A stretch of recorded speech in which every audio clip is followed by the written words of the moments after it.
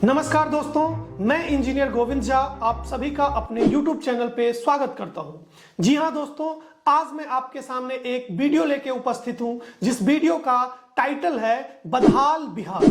एक ऐसा राज्य बिहार जिसके इतिहास को जब आप जानना शुरू करते हैं तो आपका सीना गर्व से चौड़ा हो जाता है, लेकिन उसी राज्य के जब आप वर्तमान की तरफ बढ़ते हैं तो आपका मन व्यथित और व्याकुल हो जाता है। क्यों एक ऐसा राज्य जो कि अपने ऊंचाइयों पे था आज वो अर्श से लेके फर्श पे पहुंच गया?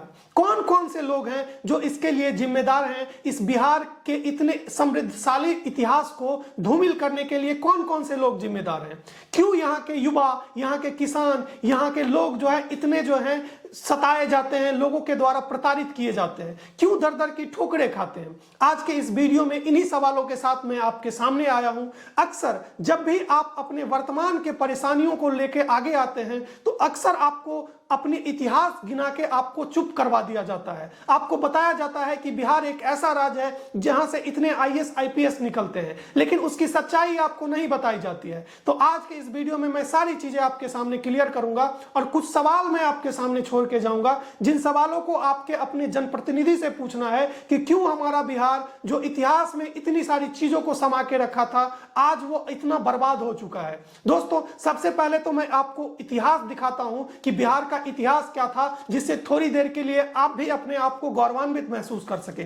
दोस्तों, बिहार एक वही धरती है जहां पे महात्मा बुद्ध से लेके महावीर से लेके अनेक महापुरुष जन्म लिए। बिहार वही धरती है जहां भगवान राम का जो है ससुराल हुआ करता था। बिहार वही धरती है जहां पे हर साल इतने आईएएस आईपीएस निकलते हैं आप सोच नहीं सकते हैं। बिहार वही धरती है दोस्तों जहां पे दुनिया का पहला लोकतंत्र हुआ करता था। लेकिन आपको ये सारी चीजें जान के बहुत खुशी तो हो रही होगी, लेकिन मैं अब आपसे ये सवाल करना चाहता हूं, क्या इन्हीं इतिहास को ढो ढो के क्या हम अपने वर्तमान को भूल जाएं? आज की स्थिति क्या है हमारे बिहार की? हमारे बिहार की स्थिति इतनी बदतर है जहां पे हर घर से जो है एक ना एक आदमी जो है बाहर किसी ना किसी प्रदेश में जाके पैसे कमाने के लिए जाते हैं और उनके साथ वहां पे क्या सारी चीजें होती है वो आपको पता है।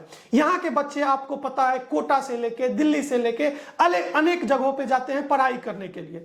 क्यों? यहाँ की स्वास्थ्य सुविधा आपको पता है कि इस बिहार की स्वास्थ्य सुविधा इतनी लच्चर है जहां के मुख्यमंत्री को अपनी आंख के इलाज के लिए दिल्ली जाना पड़ता है और किसी अन्य प्रदेश जाना पड़ता है। आखिर इसके लिए कौन जिम्मेदार है? क्यों इतने दिनों से 15 साल से हमारे आरजेडी की सरकार थी, 15 साल फिर जेडीयू की सरकार रही और बीजेपी की सरकार रही।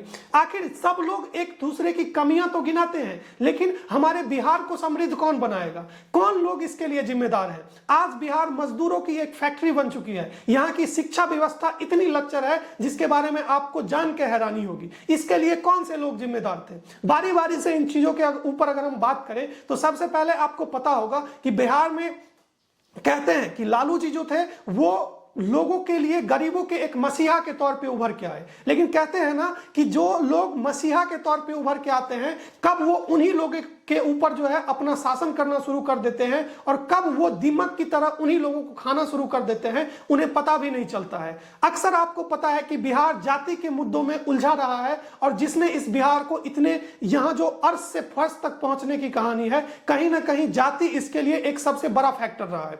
दोस्तों, बिहार की जो ये जाति की पॉलिसी थी, कहने के लिए तो इसमें सामान्य वर्ग के लोगों ने अत्याचार किया, ये चीज आपको एक्सेप्ट करनी होगी। चाहे मैं भी एक सामान्य वर्ग से हूं, लेकिन आपको ये चीज एक्सेप्ट करनी होगी कि सामान्य वर्ग के द्वारा जो है दलितों को, वंचितों को प्रताड़ित किया गया। लेकिन उस चीज के आड़ में जब उसी चीज को न्याय दिलाने के बाद कह के लोगों ने इस चीज को इस तरीके से पोलराइज कर दिया जो कि एक ऐसा मुद्दा बन गया जहां पे बिहार के लोग अपने विकास को भूल के केवल एक दूसरे समाज के साथ लड़ाई और झगड़े में उलझ गए और यहीं से बिहार के डाउनफॉल का कारण शुरू होता है। दोस्तों, बिहार में 90 के दशक में एक ऐसी स्थिति उत्पन्न हो जाती है जहां पे बिहार में जितने भी फैक्ट्रीज रहते हैं धीरे धीरे करके ये सारे बंद होने लगते हैं, क्योंकि यहाँ की शासन प्रशासन इतनी बर्बाद हो जाती है, लोग जातिगत उन्मादों में इतनी बिजी हो जाते हैं और नेताओं ने इसे अपना हथियार बना लिया था, क्योंकि उन्हें पता था कि बिहार में अगर जातिवादी उन्माद होते रहेंगे तो यहाँ के लोग हमें वोट देते रहेंगे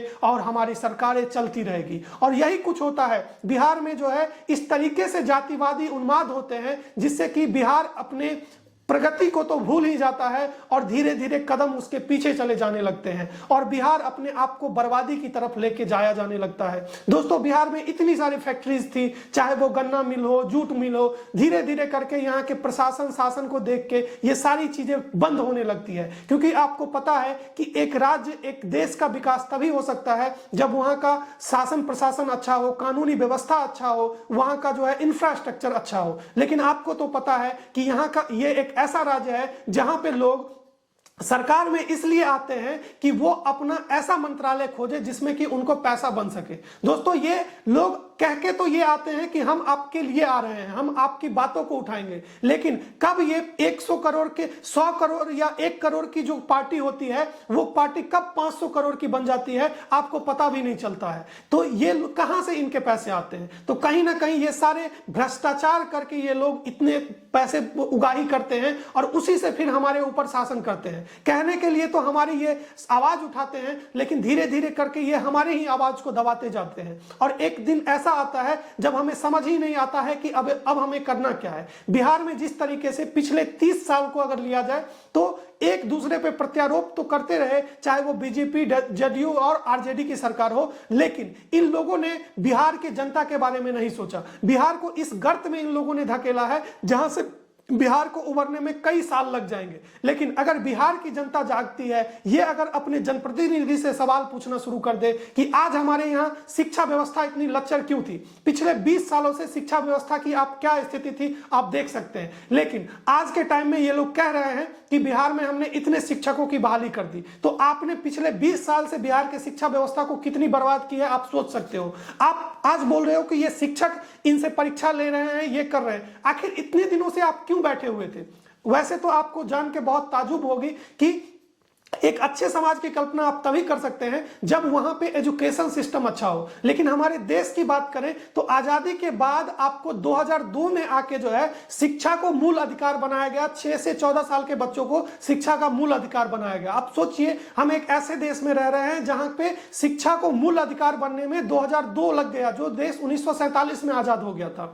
तो आप इस चीजों को सोच सकते हैं। यहां पे कभी भी शिक्षा को इन लोगों ने प्राइमरी रखा ही नहीं, और जिस देश ने शिक्षा को अपना प्राइमरी फोकस नहीं रखा है, कहीं ना कहीं वो कहीं पिछड़ते चले जाता है। और बिहार की भी स्थिति वही रही। यहाँ पे लोग चरवाहा विद्यालय से लेके अलग अलग टाइप की चीजों पे ध्यान दिए, लेकिन कभी भी एक अच्छे शिक्षक की भर्ती नहीं हुई, एक अच्छा एजुकेशन सिस्टम नहीं डेवलप किया गया।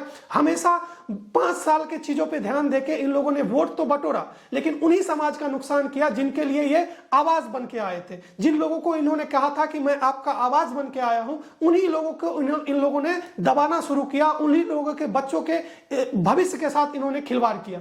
आज के डेट में बिहार के एजुकेशनल सिस्टम को आप देखें, इतनी बदतर थी। वहां पे किसके बच्चे जाते थे? उन्हीं गरीब, दलित और पिछड़े समाज के बच्चे जाते थे वहां पढ़ने के लिए, जिनके पास अच्छे पैसे नहीं होते थे। आपको भी पता है कि जितने लोग नेता होते हैं या अच्छे अच्छे अधिकारी होते हैं, सरकारी अफसर होते हैं, वो अपने बच्चे को सरकारी स्कूल में नहीं पढ़ाते हैं।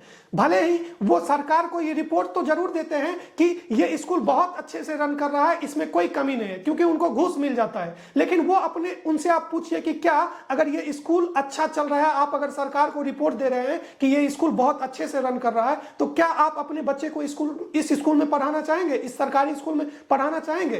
तो बिल्कुल वो कभी नहीं पढ़ाएंगे, क्योंकि उनको वो सारी चीजें पता है कि इस स्कूल की स्थिति क्या है।